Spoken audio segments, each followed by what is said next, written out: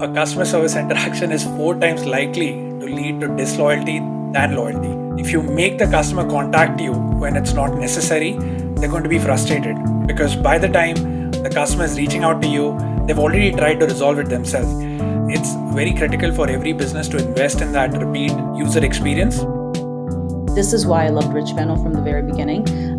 When I turned on the program and we had 600 emails or phone calls, whatever it was that we were behind on, it took about 3 hours for us to just catch up. 3 hours, and it went down to 0.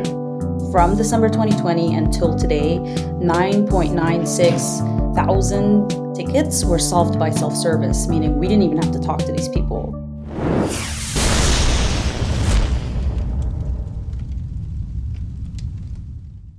Hello and welcome to DTC Podcast. I'm Eric Dyck. Today we've got a special tech stack episode featuring Bumpboxx and Rich Panel. You'll meet Christina Ebersole, Customer Service Manager from Bumpboxx, as well as Amit RG, CEO of Richpanel, and you'll hear how Bumpboxx drove $150K from customer service in Q4, with 20% of that coming from self-service. This episode is a goldmine for learning best practices around customer service, and for Amit's reminder that the best customer services are the ones where customers get exactly what they need without talking to anyone. And you'll hear exactly how Christina has set up Bumpboxx to do exactly that. I hope you enjoy it. On with the show. Welcome to the DTC Tech Stack Podcast, Christina and Amit. Christina, let's start with you and Bumpboxx. Can you tell me the Bumpboxx origin story? Yes. So we started in 2016. It was actually kind of by accident. Our CEO was, having a fun night and he wanted to see, let's make this Bumpboxx like we did back in the day. Let's make a boombox like what, we used to have back in the 80s and see what it looks like. And he just wanted to make it for fun. Like it wasn't for profit or anything like that. So is he old like me, or did he just love, that? Did he actually live in the 80s during that time, or did he just love that? So he's in his 40s? Yes. Oh, cool. Good to know. Sorry to interrupt. I just always like to know. No worries. But yeah, no, he lived in that time and, he just wanted to bring back that nostalgic feeling that he had back in the day and how fun it was to have a boombox in front of you and not everything to be so, technologically advanced, I guess you could say. So he made this box. He went to his factory, made the box and posted it online. And then E40 saw it and he was like, oh, that looks really cool. I want to order 700 of these. And he's like, oh, I don't have 700. But in that moment, it kind of like clicked that this could be an untapped market or, this could be something big. So this is how it got started. Everything went from there and, we kind of just blew up. And so from I want to say like 2016 until maybe 2019, like things were, just starting out slow. And then it was just like building until 2020. So when COVID happened, it kind of shot up our sales by like 40%, just because people were, sitting at home and they had their stimulus checks and they had time to, I feel like this was kind of like, let's stop and smell the roses kind of moment. So they had time to kind of just, see what was out there and things kind of just exploded from there. And that's where I came in. Yeah. That's amazing. So, and so you're leading customer service basically, right? Yes. So I was brought on to be customer service manager. We didn't have a manager at the time. We just had supervisor. And things were kind of overwhelming for them, everything was just happening so fast and we were exploding so much and growing so much that, customers were doubling and tripling and we just didn't have the amount of people that we should have to run something like this. And then they were also using, when it first started, it was just everyone was doing the customer service part because it was, a small company. So everyone had a hand in it. And then after a while, once we're getting bigger, they hired more people. And I think before, when I came, there was 4 people in the customer service department. So they hired me and basically the CEO or CFO sat me down and he's like, this is what I need. We use emails to answer customers. We use a regular phone to answer their phone calls. They reach out on Facebook, on their comments, on their messenger. And it's just like this whole, like everywhere. You just have to go everywhere to kind of answer all these people. And the girls were getting overwhelmed. So he's like, I want to streamline this. I want to make it to where it's easier to answer customers, where they don't have to reach out over every little thing. Like, so he just wrote down like a list of everything that they were facing challenge-wise, and we kind of looked at everything to see what were customers reaching out the most about. What were they, what did they want when they reached out to us? What were their biggest questions, their biggest concerns, stuff like that. So I wrote down everything. Yes, go ahead. Well, I was just gonna say, like, what did the ticket, like, when the pandemic hit, like, what was the ticket volume increase at that point? Was it like you said, you grew another 40% there? Was that like, was the customer service load, did it grow by about 40% as well? Yeah. So, for example, when I came on, they were about 600 emails behind, where they haven't even gotten to that yet, and the way that they were doing everything wasn't beneficial to the company, and it wasn't quick. So it's 600 emails behind, phone calls, like, and that's days latent, right? That's days or even weeks latent sometimes. Yeah, like weeks or months even, like just people waiting, and they would reach out again and again, and you just like, it was just this whole soup of mess where you have no idea if this person reached out 10 times or not, or like what the issue is even, or it could just be a small question, but they haven't even gotten to it yet, kind of thing. So what is the biggest issue? I'm on the site now, and I'm just like, I gotta get a bump box for the summer. At the fact that you can make custom bump boxes, unreal. What are the biggest things, like in those categorizations that you made? Like, what are the biggest things that people were coming to you all the time with? So biggest things were, how do I use this? Because yes, there comes like, a little instruction booklet that kind of tells you how to use it, but sometimes it's easier for people to watch a video. They're visual creatures. Sometimes it's easier for them to talk to someone on the phone. So how do I use this? How do I connect it to another one? Because if you buy two, you can connect them together and make it louder. So it's just, things like that. And then warranty questions, like, how long is my warranty? When does it end? What does it include? What does it not include? Because, sometimes if you don't use the product correctly and you void your warranty and you don't know that you voided your warranty, like, it was just a lot of questions like that. And one of the biggest ones too was, where's my order? Because when someone orders something, they expect it right away, which we do that. As soon as you order it, we do ship out same day, and it should reach you within 4 to 5 business days if you're in the United States. Outside the United States, it's a little bit different, but so the 3 main things was warranty, where's my stuff, and how do I use this product? So that's where Richpanel came in. Did you have people asking where the cassette deck was? Did you have boomers just being like, where do I put the tape? They're like, oh wait, this has buttons? Wow, that's cool. Like, there's no touch screen? And I was like, no, yeah, there's no touch screen. It has buttons. The whole idea was to bring like the old school feel with new school technology, so that it's easier for, the demographic that we have today to use this stuff. And also to bring back that feeling for, the demographic from the 80s to use our stuff. So totally. They were asking, where's my little cassette button? Nothing about CDs. And where is my like FM and AM radio, and how do I use it? How do I tune it? Where's the little, the thing, that, the antenna, the dial. Yeah. The antenna, that's right. So, I mean, it kind of gets a little used to that you're just, you're looking at something that looks like it's from back in the day, but you can use it with your phone from today. Totally. So, yeah.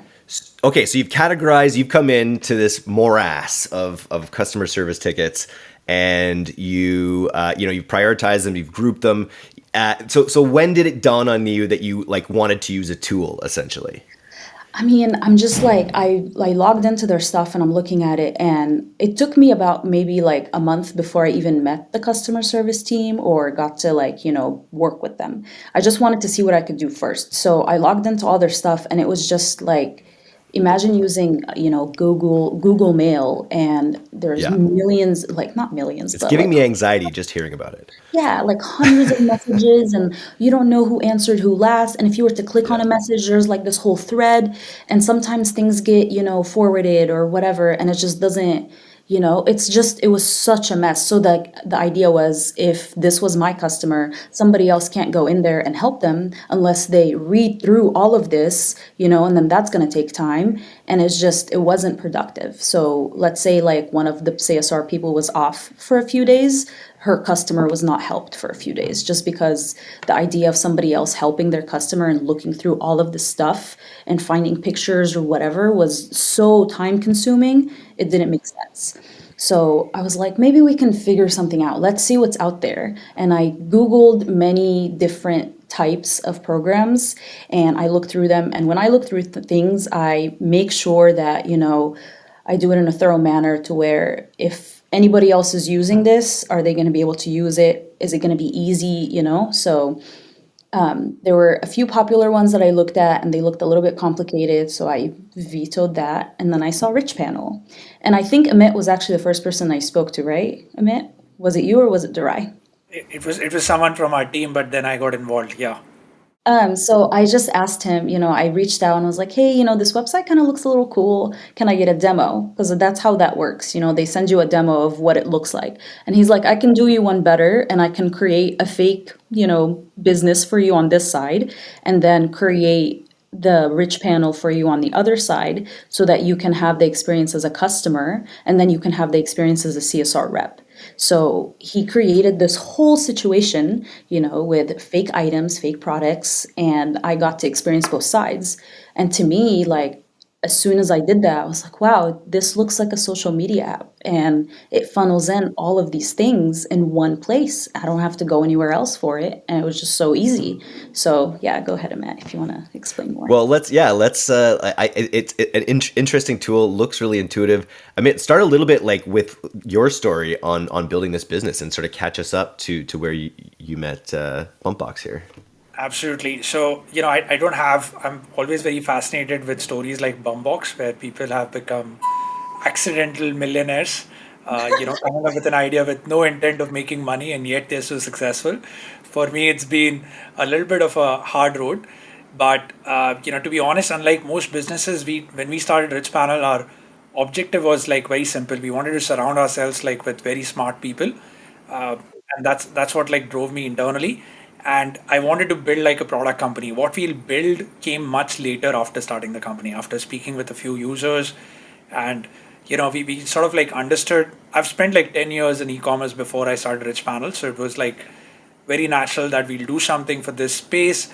But what we'll do came after like a lot of user interviews and deciding, what is a problem that is big enough for our customers, big enough for our appetite, and exciting enough for us to solve. And that's how we came with the idea.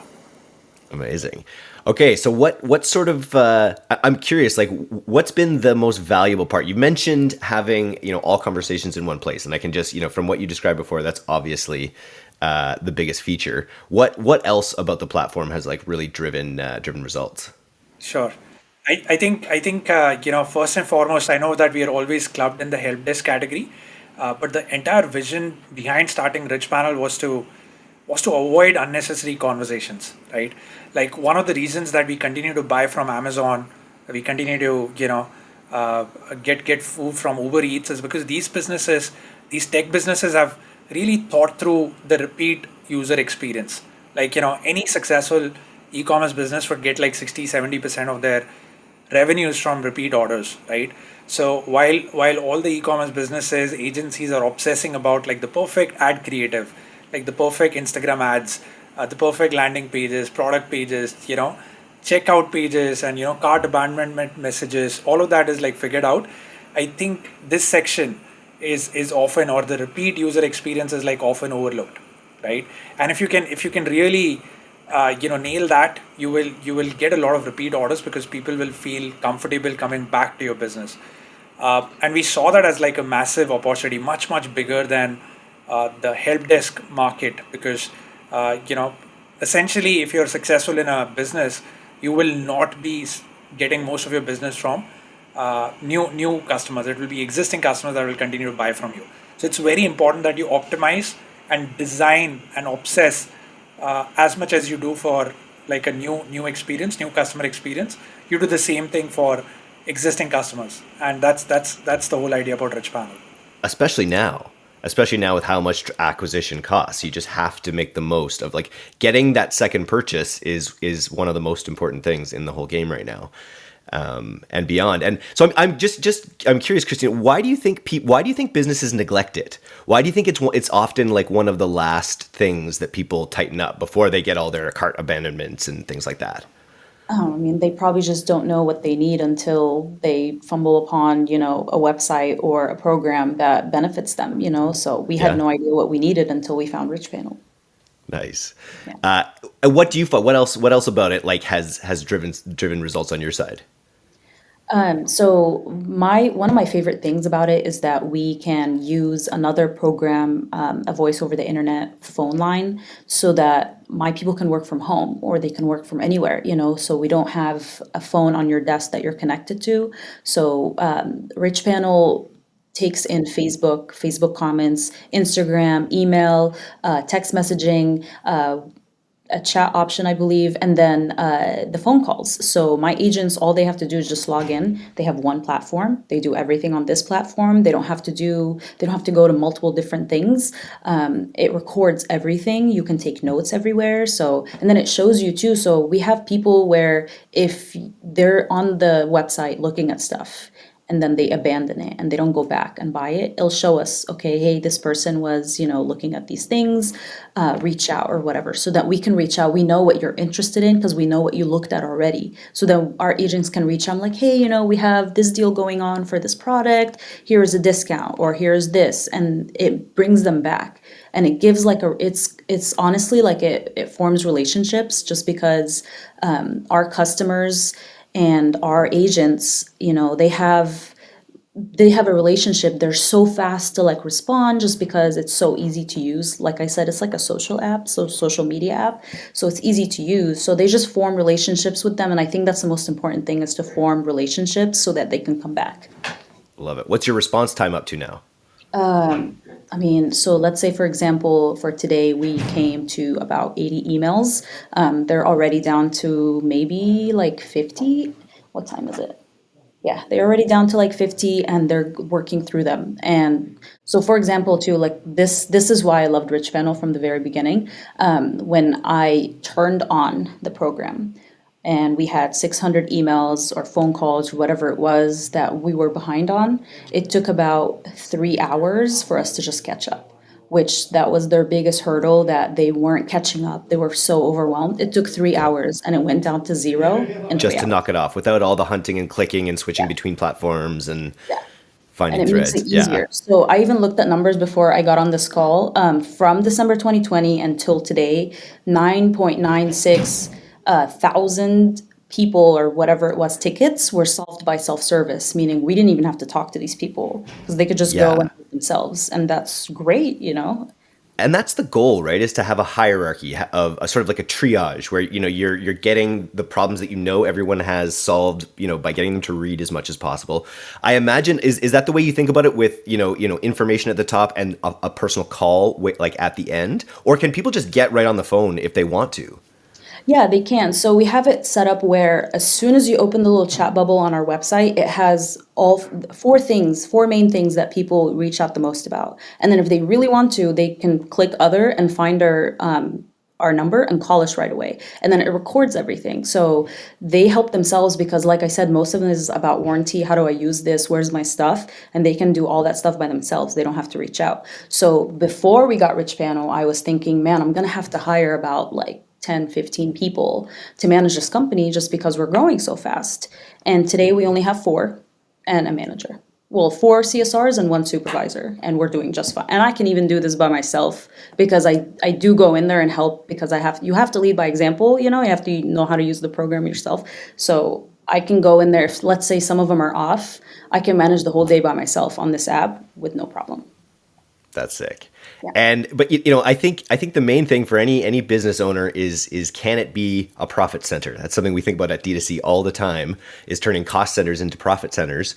What kind of results, financially, sort of have you been able to achieve with Richpanel? So self-service by itself, I will say it's about 200 to almost 300,000 that we got revenue-wise just from self-service alone, which that's a huge number. Yeah, so that's a huge number. I know, and that's just those 4 issues that you articulate right off the top, in the first contact. Yeah, because Cool. they're doing it on their own. So, and if their problem is solved, they're more likely to buy again. If it's easy to use, why not? Why not come back? Totally. I'm just looking at some of these other results that you sort of mentioned here. How did it work during, I guess it's just totally invaluable during insane times like Black Friday, Cyber Monday. Black Friday. So we have it too where we tag everything and it goes to certain people. But for example, during our busy season, I hired maybe one more person just in case, just in case. And we have two people on the weekends that work each day on the weekends. And it was fine. The numbers go up to maybe 200 emails a day, and maybe like 50 or 70 phone calls a day, and they can handle it just fine. So it makes it easier because they can also see you when you're online, and when they go on our little chat bubble and click through it, they like during the busy season, the self-service helps a lot because they bet. don't have to talk to us. Did adding the customization option increase the tickets? Yes, I think I would so. imagine it does. Yeah. Because I mean, before, like the time for us to respond to them was so much, it was so long. So now, like because I handle reviews too, and I look at the reviews, and people like their biggest compliment to us is how fast we respond to them. Wow, customer service responds so fast. They took care of our issue so quickly, and I didn't have to wait like other people, which is actually what Richpanel does for us too. So customer service matters a lot when you're doing something. I love it. Like, so for your department, like for customer service, how do you think, like, what are you, do you have growth goals and things that you want to put into place with it? Do you want to just kind of continue increasing the results you're driving from customer service? What are your goals with Bumpbox's customer service look like? Is my question. So, I mean, just to understand your question, do you mean like, should I be hiring more people or? Well, I mean, just in the future, like, do you want to increase the revenue that you're driving from customer Oh, yeah. service? Do you want to get your response time down further? Are you just are you now cruising at a level that you feel like you're really nailing it?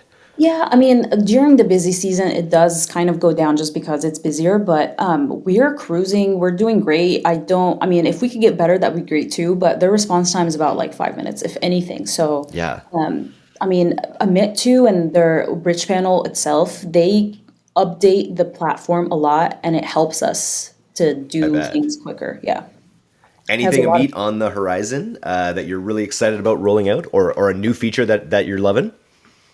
Couple of things. One thing that I'm really excited about is we're launching like a agent metaverse, which is a lot of people are working remotely, right? So it becomes very difficult for customer service directors like Christina to visualize like what's going on in the office, and just get everyone in a collaborative environment where everyone can see what others are doing and they get like a live visibility of their queue.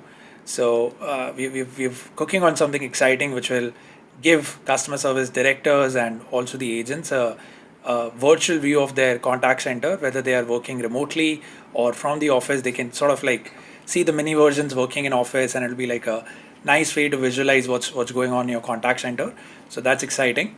And we recently launched our mobile app, for which we've gotten like a lot of praise. So yeah, those are the two things.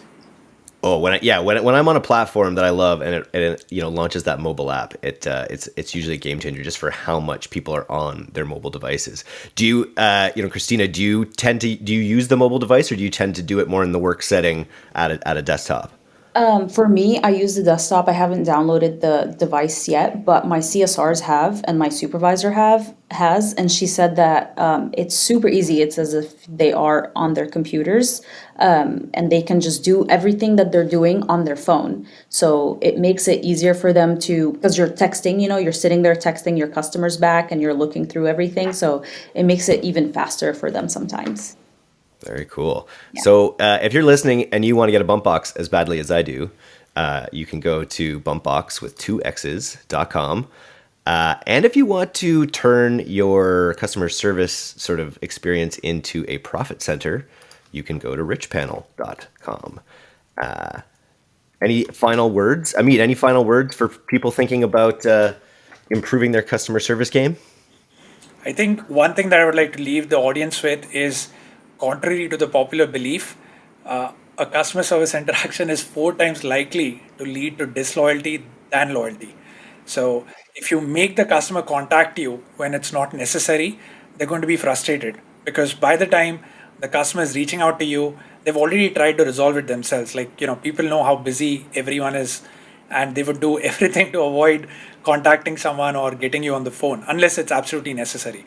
So I think it's very critical for every business to invest in that repeat user experience. Make sure that they're able to go through all the experiential stuff, like, and also like the basic stuff like returns, exchanges, registering for a warranty, claiming a warranty by themselves.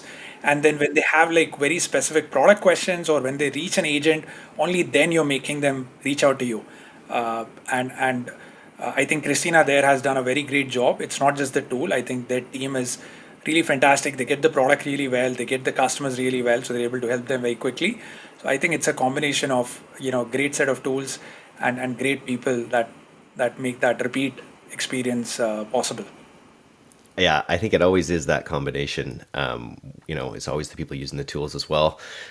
Yeah, super interesting. Well, super nice chatting with you both today. I look forward to keeping in touch about customer service.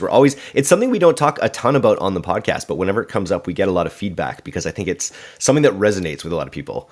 And especially this idea of that customer experience. Do you think, like, I was thinking about it as you were talking about it, Amit, is it sort of like, when you're building a brand out, you almost want to like get, a friend of yours or something who's kind of in your target audience to like go through all of these experiences and really sort of like report neutrally on like, how easy it was. Like any advice on your side, Christina, about how to, really drill in on the things that matter most? I think if you just, focus on what your customers want the most, and give that to them without any issues, then they will come back. So for us, for example, if we talk to them on the phone and we, go through everything with them on the phone, we send them videos or we show them where to use things on our website. They tell us all the time that they definitely appreciate, coming to our website and how easy it is to use it. And it makes them want to buy our products even more. And then it makes me I don't even worry about the customer service department anymore. Not even an issue. Nice. Yeah. Well, we'll leave it there. Thanks so much, guys. Thank you, guys. Thank you, Eric. Thank you, Christina.